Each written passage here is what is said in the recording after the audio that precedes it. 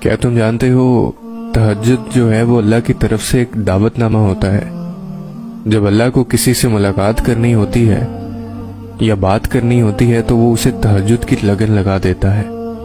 جب یہ سارا جہاں خاموش ہوتا ہے پھر رات کی تاریکی کے اس عالم میں خدا اپنے بندے سے ہم کلام ہوتا ہے، اور تب یوں محسوس ہوتا ہے جیسے شہرک کی حدوں کو توڑتے ہوئے وہ رب ہم میں سما گیا ہے، اور پھر لہو میں عجیب سی محبت کی کیفیت دوڑنے لگتی ہے۔ پھر میرا رب فرماتا ہے مانگ مجھ سے میرے بندے، تو نے جو مانگا میں نے دیا تجھے۔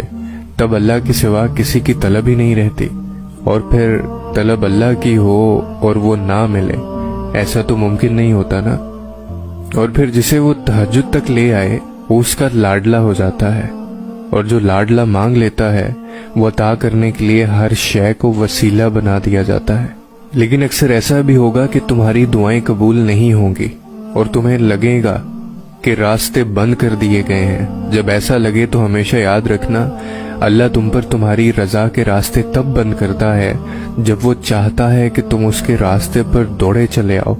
وہ تمہاری دعائیں اس لیے اپنے پاس سنبھال لیتا ہے تاکہ تم ان کی التجا لے کر بار بار اس کے روبرو جاؤ۔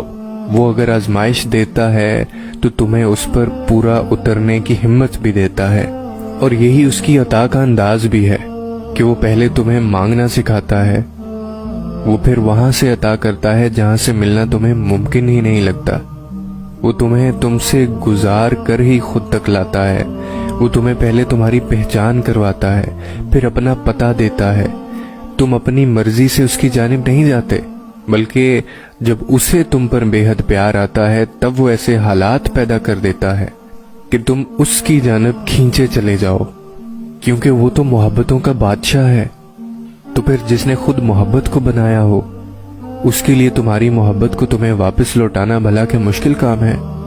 جس کے ایک کن نے اتنی کہانیاں مکمل کر دیں وہ پھر کیسے تمہاری کہانی کو ادھورا رہنے دے سکتا ہے؟